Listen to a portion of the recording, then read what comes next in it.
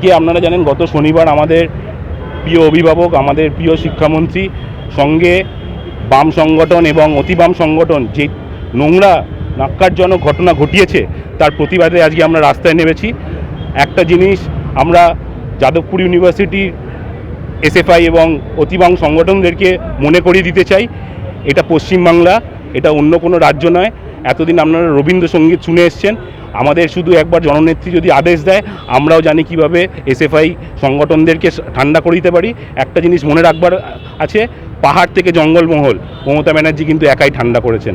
Jadavpur university কিন্তু কোনো parallel government চালায় না, কোনো অন্য ভিন রাজ্যে কিন্তু ওনারা থাকে না, পশ্চিমবাংলায় থাকে। আজকে আমাদের শিক্ষামন্ত্রীর সঙ্গে যে ঘটনাটা ঘটিয়েছে, আজকে বিগত বছরে শুধু সিপিএমের লোকজন ছাড়া কেউ যাদবপুরে ইউনিভার্সিটি ঢুকতে পারবে না, এই বর্বরতা আমরা প্রশ্রয় দিই না, আমরা সহ্য করতে পারি না। আজকে সেই জন্যে আজকে আমরা পথে নেমেছি।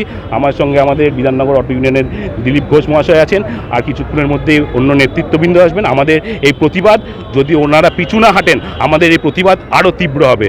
আর যেইভাবে এসএফআইয়ের একজন নেতা কালকে প্রেস মিটে বলেছেন যে ওনারা খেলা দেখতে চান, খেলা করতে চান, আমাদের 2021 সাল থেকে দেবাংশু ভট্টাচার্য সহ আমাদের পুরো তৃণমূল কংগ্রেস বলছে আমরা খেলা নামতে, আমরা খেলতে একদম প্রস্তুত। কিন্তু একটা জিনিস মনে রাখতে হবে, তারা যেন খেলতে নামার আগে রিটায়ার্ড হার্ড না হয়ে যায়। তারা যা বক্তব্য, তাদের অন্তত একজন সদস্যকে বিধানসভায় কিংবা লোকসভায় পাঠাক, তারপর আমাদের বিরুদ্ধে লড়তে আসবে, এটাই মনে করাতে চাই। দাবি একটাই, এসএফআইয়ের এই ন্যাক্কারজনক ঘটনা, এই এত শিক্ষামন্ত্রীর সাথে এই ব্রুটাল অ্যাট্যাক, এইটার জন্য ওদেরকে ক্ষমা চাইতে হবে।